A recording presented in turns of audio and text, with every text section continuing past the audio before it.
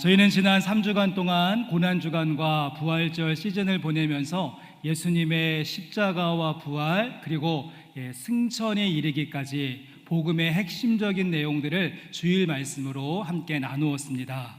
이제 오늘부터는 다시 올해의 책인 우리가 창세기 말씀으로 돌아오게 되어졌는데, 오늘 말씀의 순서 창세기 13장 말씀을 보았더니 여러분 어떻습니까? 조금 내용이 유쾌, 상쾌, 통쾌해서 재미있고 유익하고 은혜가 되고 조금 희망적인 내용이 있으면 참 좋을 텐데, 오늘 본문의 말씀의 내용은 다투고 싸우고 갈라지는 이야기가 담겨져 있다는 것이죠. 요즘 가뜩이나 중동의 전쟁 때문에 또 우리 주변에 있는 많은 다툼과 분쟁의 일들 때문에 우리 가운데 피로감이 쌓여 있는 그런 모습인지라 저는 솔직히 창세기 13장의 말씀 그냥 스킵하고 다음 장인 14장 말씀으로 넘어가려고 했습니다. 여러분, 그런데 다음 장인 14장 말씀은 어떻습니까? 9개의 연합군이 형성이 되어지고 자기들끼리 치고받고 싸우는 더 큰 전쟁과 더 큰 분쟁의 모습이 있기에, 그래, 큰 싸움보다 작은 싸움이 낫겠다라고 생각하면서 오늘 창세기 13장의 말씀을 함께 준비했습니다. 여러분, 그렇습니다. 우리네 인생 가운데 이 다툼과 분쟁이라고 하는 것, 수시로 겪게 되어지는 일상 다반사의 일이라고 한다면, 우리가 어떻게 할 때 잘 싸우고 잘 헤어질 수 있는 것인가, 이 잘잘법에 대하여서 같이 한번 상고해 보고자 합니다.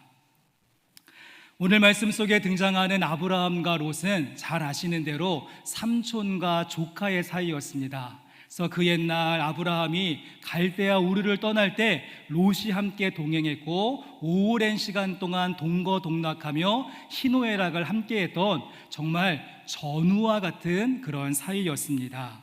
아들이 없었던 아브라함은 조카를, 롯을 아들처럼 생각하면서 잘 챙겼고, 또한 롯도 아브라함을 아버지처럼 여기며 잘 따르는 모습이지 않았습니까? 그런데 그만 이제 이 둘 사이가 라이벌 구도로 발전이 되더니 이제 다툼과 분쟁, 서로 사이에 금이 가는 그러한 싸움의 일들이 시작되고 벌어지고 말았던 것입니다.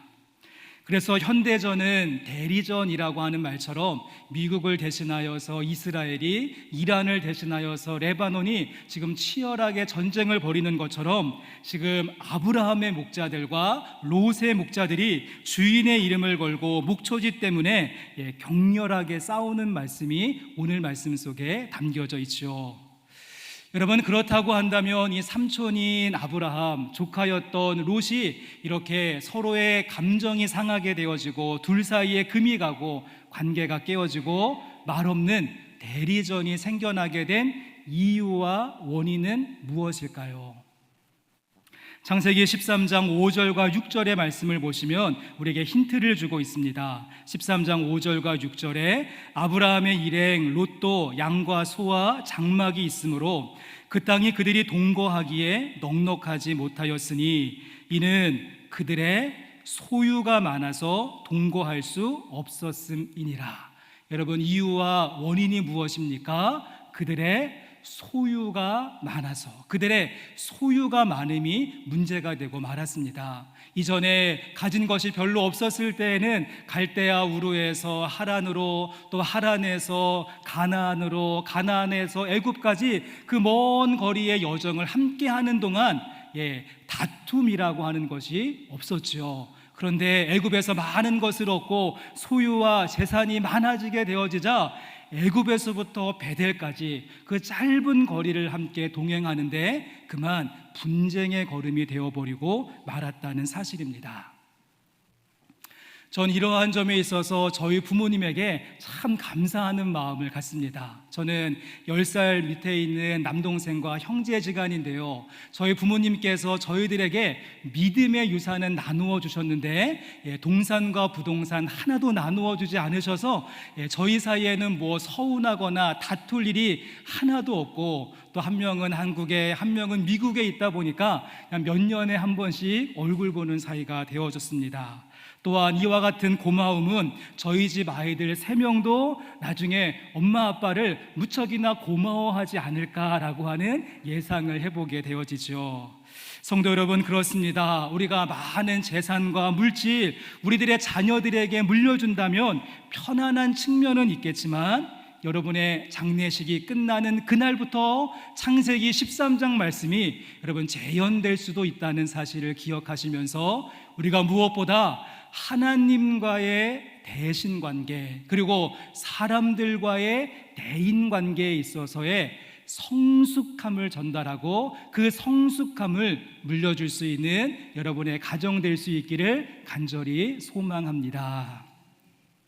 그래서 이런 의미로 오늘 설교의 제목을 한번 보시면, 오늘 말씀의 제목이 사람이 떠나고 하나님이 오시다, 사람이 떠나고 하나님이 오시다가 오늘 말씀의 타이틀입니다. 사람이 떠나다 그 불편하고 어려웠던 관계를 성숙함으로 잘 풀어나가게 되어졌을 때 그 다음에 하나님이 오시다, 하나님이 성숙한 모습으로 찾아오시는 오늘 말씀의 구도를 보게 되죠. 그래서 오늘은 저희가 함께 이 아브라함을 좀 가운데 세워놓고 조카였던 롯과의 이 불편하고 어려운 관계를 어떻게 잘 해결하며 나가는지, 대인관계에 대하여서, 그 다음에 찾아오시는 하나님을 어떻게 받아들이는가, 이 대신관계에 대하여서 조금 말씀을 나누어 같이 한번 고민하고 상고하는 시간 갖고자 합니다. 여러분, 그렇다면 이 중에서 먼저 이미 엎질러진 물과 같았던 롯과의 관계를 잘 해결하는 아브라함의 성숙한 모습은 어떠한 모습이었을까요? 다툼과 분쟁이라고 하는 것이 피할 수 없는 일이라면 잘 싸우고 잘 헤어지는 잘잘법이 필요할 텐데, 우리가 아브라함에게서 배울 수 있는 교훈은 무엇인가 하면, 우리 먼저 8절의 말씀, 본문 말씀 8절 말씀 같이 읽어보시면서 교훈과 레슨으로 삼았으면 좋겠습니다. 함께 읽습니다. 아브라함이 롯에게 이르되 우리는 한 친족이라 나나 너나 내 목자나 내 목자나 서로 다투게 하지 말자. 아브라함이 무엇이라고 말합니까? 우리는 한 친족이 아닌가. We are brothers. 우리는 원수나 그렇게 상대적인 그러한 관점이 아니라 우리는 먼저 한 형제다라고 하는 점을 강조하게 되어집니다. 비록 의견의 차이가 있고 입장은 달라도 우리의 적은 사탄이지 너와 나는 형제지간이 아닌가. 그러니 우리 서로 다투지 말자라고 말합니다. 너의 목자나 나의 목자나, 아이고 목자들이 무슨 그런 잘못이 있는가. 보스인 우리들의 책임임을 통감하며 우리 여기에서 멈추자라고 이야기하는 아브라함의 목소리가 들려지죠. 저는 특별히 이 8절 말씀 가운데 아브라함이 먼저 롯을 찾아가서 손을 내밀었다라고 하는 점이 참 존경스럽고 인상적인 모습으로 다가왔습니다. 히브리 문화도 그렇고 우리 한국의 문화도 그렇고 우리는 장유유서라고 하는 말처럼 아랫사람이 윗사람을 찾아가야지, 아이고 내가 체면이지 어떻게 내가 먼저 손을 내밀어. 윗사람이 절대로 아랫사람에게 먼저 손을 내미는 경우는 없습니다. 그런데 오늘 말씀 가운데 아브라함은 본인이 훨씬 더 나이도 많고 삼촌임에도 불구하고 먼저 찾아가서 손을 내밀고 화해를 요청하는 성숙한 피스메이커의 모습을 우리에게 보여주고 있습니다.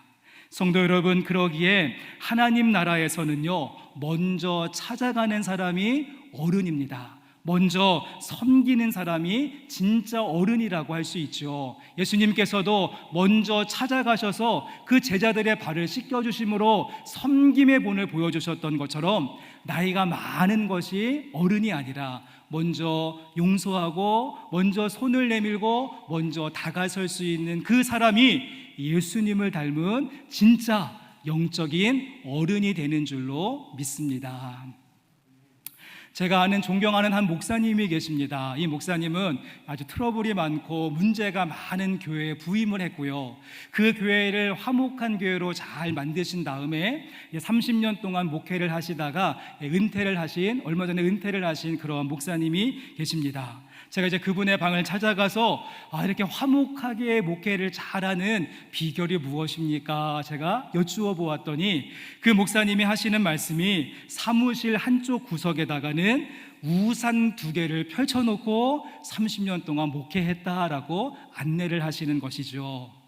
본인이 교회를 처음 맡았을 때 하나님이 주신 마음이 덮어주는 마음을 주셨기에 이 덮어주는 마음의 상징으로서 우산 2개를 늘 사무실 한쪽에다가 펼쳐놓고 권사님들이 찾아와서 장로님 흉보면 그 우산 보여드리고, 목회자들 사이에 분쟁과 다툼이 있으면 또 그 우산 보여드리고, 찬양대에서, 속회에서, 남선교회에서, 여선교회에서 다툼이 있을 때마다, 갈등이 있을 때마다 우산을 선물해 주면서 목회를 하셨다라고 하는 이야기를 들었습니다. 여러분의 가정에도 지난 전교임 한마음 운동회에서 받은 색색깔의 그러한 우산들이 있으실 텐데, 우리 먼저 그 우산을 펼칠 수 있는, 그 우산을 먼저 내가 펼칠 수 있는 성숙함이 우리 가운데 있기를 간절히 소망합니다.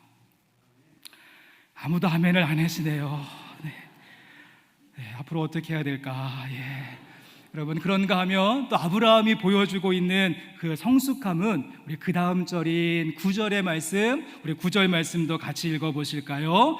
내 앞에 온 땅이 있지 아니하냐? 나를 떠나가라. 내가 좌하면 나는 우하고 내가 우하면 나는 좌하리라. 여러분, 그 유명한 좌우의 말씀이 바로 여기에 나오게 되었습니다. 여러분의 인생을 한번 쭉 돌아보았을 때 어떠십니까? 모든 갈등과 다툼이라고 하는 것이 원만하게 잘 해결이 되어져서 비가 온 다음에 땅이 더 굳어지듯이 이전보다 더 싱그러운 관계로 나가는 경우도 있지만, 우리의 인생 가운데 많은 관계 속에서는 때로는 헤어지고 갈라지고 떠나보내는 것이 유익한 경우도 상당수 있음을 보게 되어집니다.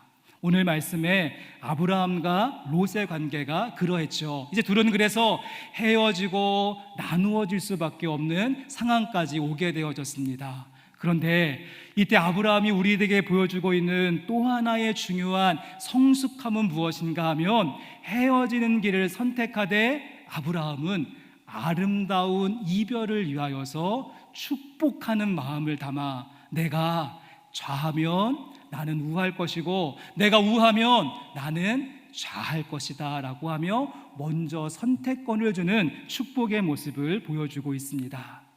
우리 가운데 아쉬운 점은 무엇인가 하면, 우리가 많은 경우에 헤어지는 길을 선택하는 총론의 합의는 잘 이루게 되어집니다. 그런데 강론, 방법적인 그런 부분에 있어서는 소수점 하나까지 퍼센테이지를 따지는 그런 치열한 공방 때문에 남아있었던 정까지 다 까먹고 철천지 원수가 되어버리는 경우가 얼마나 많이 있는지요. 그런데 아브라함의 성숙함은 롯을 축복하여 보내기 위해서, 내가 좌하면 나는 우하고 내가 우하면 나는 좌할 것이다. 아브라함이 훨씬 어른이기 때문에 좋은 땅을 차지할 수 있는 그러한 권리가 있음에도 불구하고 롯에게 백지수표를 던져주고 있는 아브라함의 성숙함을 보게 된다는 것입니다.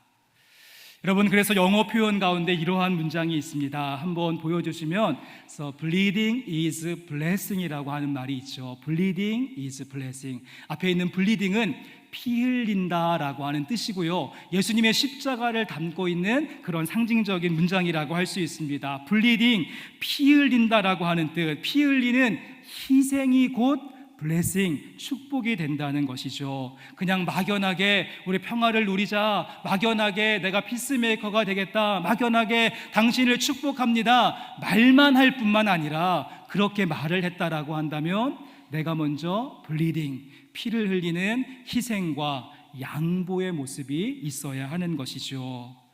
이번 주에 새벽에 묵상하셨던 매일 성경 묵상지 본문 말씀 가운데 어떤 내용이 있었는가 하면 오늘 보시는 아브라함의 아들 이삭의 이야기를 하는데, 이삭이 우물을 팔 때마다 그랄의 목자들이 찾아와서 막 시비를 걸고 우물을 내놓으라고 이렇게 싸움을 걸어오죠. 그때마다 이 아들 이삭은 자신의 아버지 아브라함이 내가 좌하면 나는 우할 것이다, 이 양보의 마음을 기억했기에 그는 에색이라고 하는 우물도 신나라고 하는 우물도 다 양보하고 또다시 르호봇이라고 하는 우물을 파는 참으로 바보스러운 모습을 우리에게 보여주었습니다.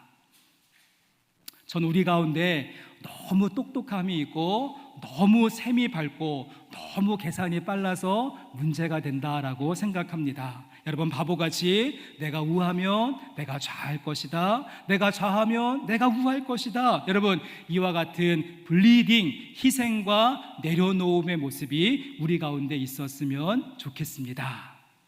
그런가 하면 다툼과 분쟁이 발생했을 때 아브라함이 보여주는 또 하나의 모습은 7절 말씀인데요, 우리 7절의 말씀도 같이 한번 읽어보시면 좋겠습니다. 함께 읽습니다. 그러므로 아브라함의 가축의 목자와 롯의 가축의 목자가 서로 다투고 또 가나안 사람과 브리스 사람도 그 땅에 거주하였는지라. 아니, 이 말씀이 무슨 성숙함입니까? 라고 질문하실 수 있겠지만, 여러분, 저는 이것 때문에 아브라함이 손 윗사람이고 어른임에도 불구하고 먼저 손을 내민 것이고, 전 이것 때문에 아브라함이 내가 좌하면 내가 우할 것이다, 양보의 모습을 보여주었다라고 생각을 합니다.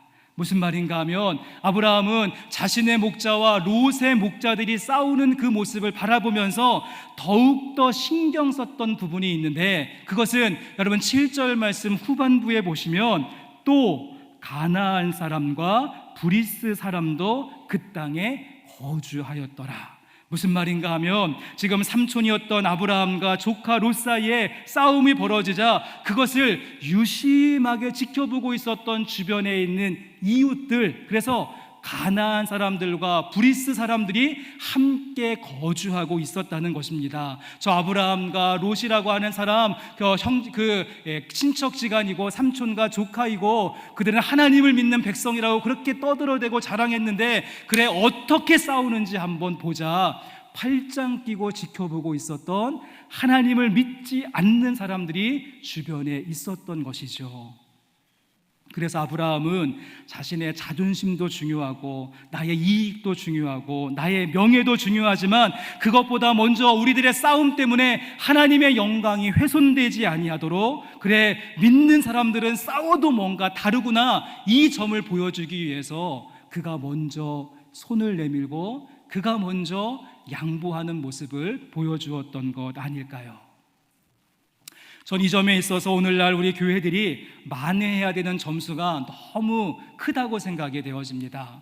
지금 어느 틈엔가 교회가 쌈딱의 이미지가 너무 강해져 버리고 말았습니다. 그래서 교회 안에, 교단 안에 분쟁과 다툼의 일들이 발생하면 바로 경찰 출동하고 용역단체들, 조폭들 불러들이고 바리케이트 치고 고소와 고발이 남발하는 그런 모습. 여러분, 그렇게 해서 승소한들, 우리 주변에 있는 가나안 사람들과 브리스 사람들이 잘한다고 우리에게 박수를 보내주는 것일까요? 예수님께서 이렇게 말씀하셨습니다. 요한복음 13장 34절과 35절에 새 계명을 너희에게 주노니 서로 사랑하라. 내가 너희를 사랑한 것 같이 너희도 서로 사랑하라. 너희가 서로 사랑하면 이로써 모든 사람이, 우리 주변에 있는 가나안 족속, 우리 주변에 있는 브리스 족속이 너희가 내 제자인 줄 그때서야 알게 될 것이다. 우리가 뜨겁게 싸울 때가 아니라 뜨겁게 사랑할 때 이 사람들이 하나님, 예수님의 제자이구나 알게 된다는 것입니다. 이 예수님의 말씀을 마음 깊은 곳에 새길 수 있는 우리 사랑하는 성도님들 되실 수 있기를 원합니다. 함께 예배하는 성도 여러분, 오늘 말씀을 한번 비추어서 여러분이 지금 맺고 있는 사람들과의 대인관계, 사람들과의 틈을 한번 점검해 보시고 체크해 보셨으면 좋겠습니다. 우리의 삶 속에 분쟁과 다툼, 갈등하는 모습 피할 수 없는 일이고, 그러한 현장 가운데 우리가 있고, 오늘도 누군가 대판 싸우시고 씩씩거리는 마음으로 이 자리 가운데 오셨다라고 한다면 우리 함께 예배하며 아브라함에게 있었던 성숙함을 구하는 모습이 우리의 모습 될 수 있기를 바랍니다.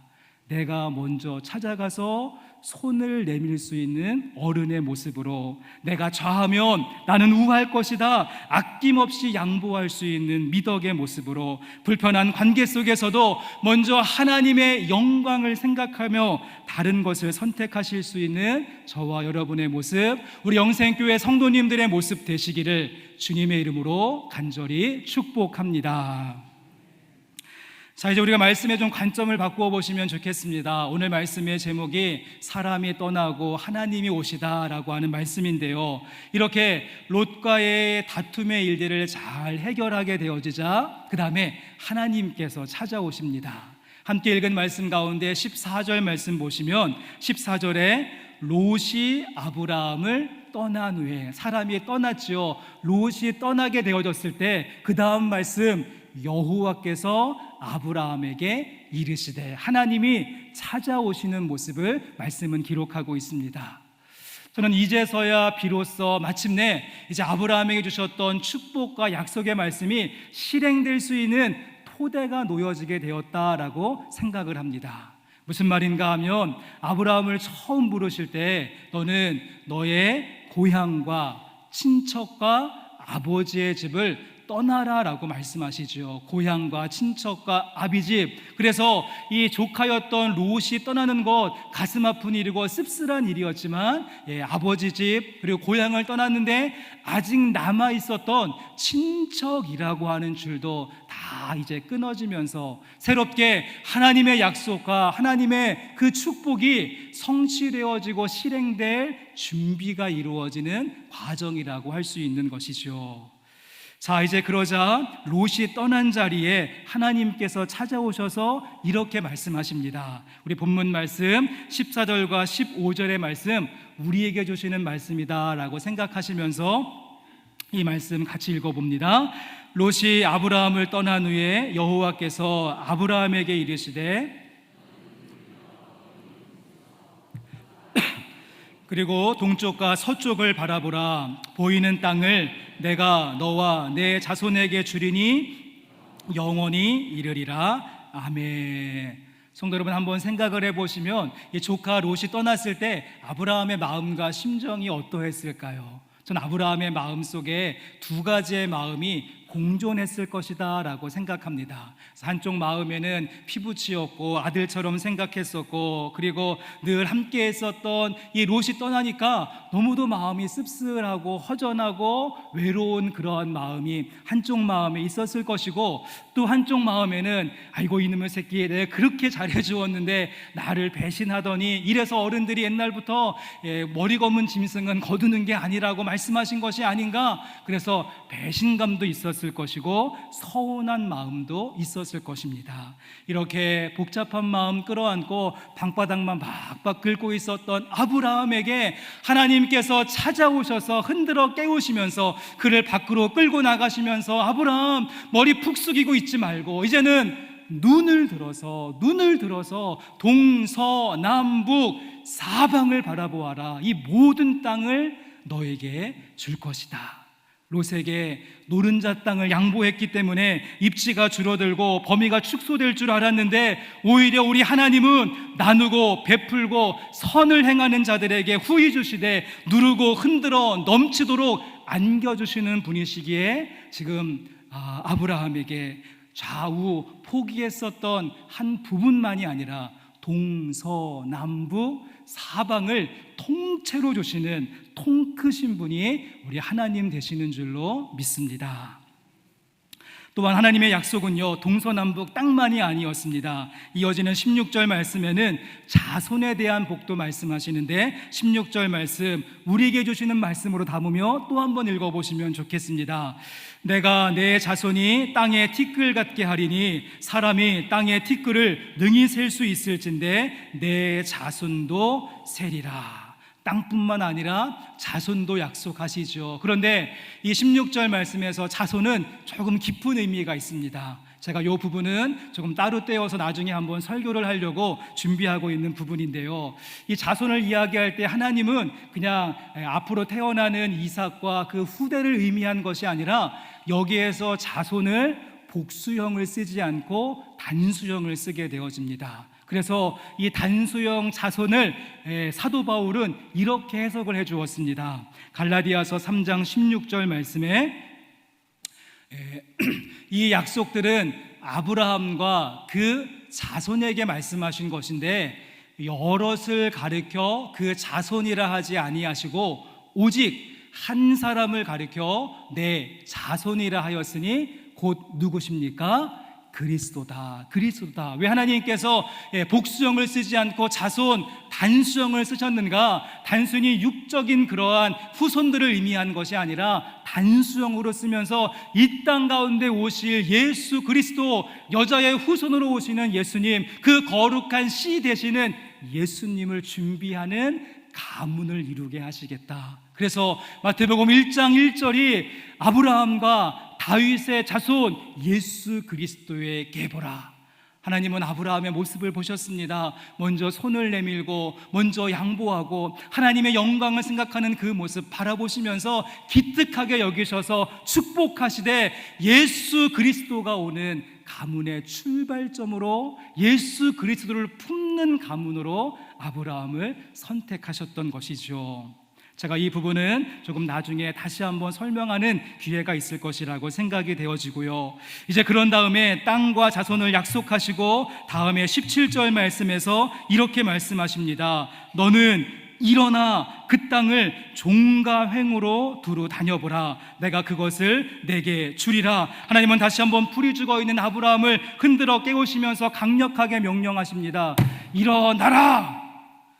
지금 몇 분 깜짝 계시는데 일어나라 말씀하시면서 일어나서 그 자리에 머물러 있지 말고 종과 행으로 다녀보고 밟아보아라. 그 땅 모두를 너에게 줄 것이다. 마지막 부분에 내가 그것을 내게 주리라, 영어 성경에 보시면 I'm giving it to you, I'm giving it to you. 이것을 지금 현재 진행형으로 주시겠다. 바로 이 자리에서부터 하나님의 약속, 저 멀리 성취되는 미래적인 이야기가 아니라 지금 이 자리에서부터 시작된다라고 말씀하신 것입니다.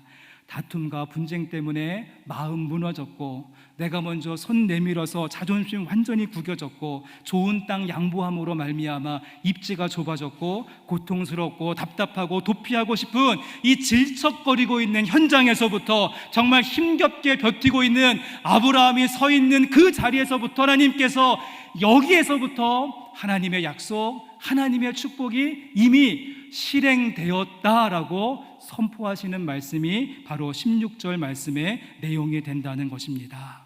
소망하기는 여러분이 몸을 담고 있는 여러분의 가정에서부터 치열하고 또 아주 삭막한 여러분의 일터와 삶터에서부터, 그리고 답답하게 길이 보이지 않는 이 시대와 사회 속에서부터 우리 주님께서 이미 선포하시고 이루어 가시는 그 땅의 축복과 사람의 축복이 이미 시작되고 출발했는 줄로 믿습니다. 그 은총이 여러분의 삶의 현장 가운데 가득하실 수 있기를 주님의 이름으로 간절히 원합니다. 이제 말씀을 마무리하면서 오늘 말씀의 이상의 두 가지의 복, 그래서 종과 행이 만나는 땅의 복과 사람의 복이 아름답게 이루어졌던 제가 한 명의 인물을 여러분에게 소개하고 오늘 말씀을 마무리하고자 합니다.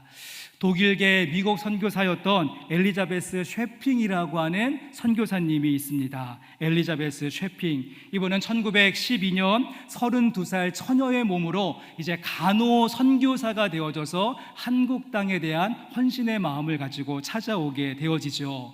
여러분, 그 당시에 조선은 정말 지지리도 못 사는 가난한 나라였고 또 역사적으로 참 우울한 시기를 보내고 있었던 그러한 때 그 땅을 안타깝게 여기며 복음과 의술을 가지고 찾아왔었던 엘리자베스 쉐핑이라고 하는 선교사님이 있습니다. 그래서 엘리자베스 쉐핑, 그래서 쉐핑 한국 이름으로 서서평이라고 이름을 바꾸고는 이제 우리가 잘 알고 있는 저 아래에 있는 광주 지역에서부터 선교 베이스를 캠프를 정하고 선교 사역을 시작합니다. 광주 지역에 있었던 버려진 고아들, 인신매매로 팔려가던 여인들 구출해내고 한센병 걸리고 있었던 환자들을 돌보며 헌신적으로 사역을 감당하게 됩니다. 그래서 14명의 양자들을 택하고 38명의 구출받은 그런 여인들과 함께 공동생활을 하면서 그 여인들에게 이제는 간호 기술을 가르쳐서 간호사로 키우게 되어지고요. 이분이 세운 한국 최초의 여성들을 위한 신학교가 있었는데, 여러분, 그 신학교가 우리 가까이에 있는 한일 장신대의 모체가 되어집니다.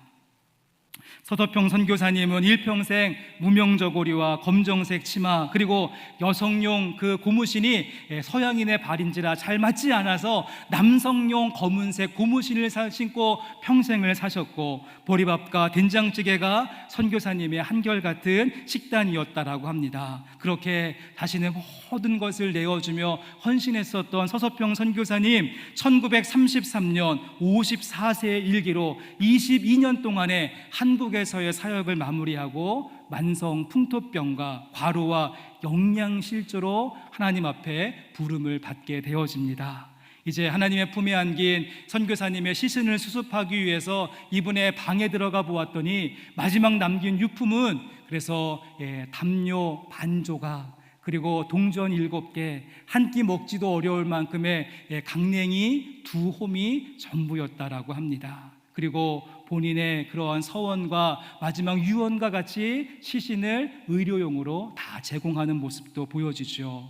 그리고 이제 서서평 선교사님의 마지막 장례식을 치르게 되어졌는데, 광주 최초로 광주 시민장이 열리게 되어졌습니다. 수천 명의 광주 시민들이 나와서 예수님 믿지 않는 사람들이 더 많이 슬퍼했다라고 하고요. 전라남북도에 흩어져 있었던 그의 제자들, 고아였고 창녀였는데 그 선교사님의 헌신을 통하여서 간호사가 된 많은 제자들이 나와서 조사를 하는데, 이분은 정말 조선의 친구였습니다라고 고백하는 조사를 하고, 광주 시내 중간으로 장례 행절이 지나가자 거지들과 고아들과 한센병 환자들이 그녀의 관을 붙잡고 어머니, 우리 어머니 목 놓아 울었다는 것입니다.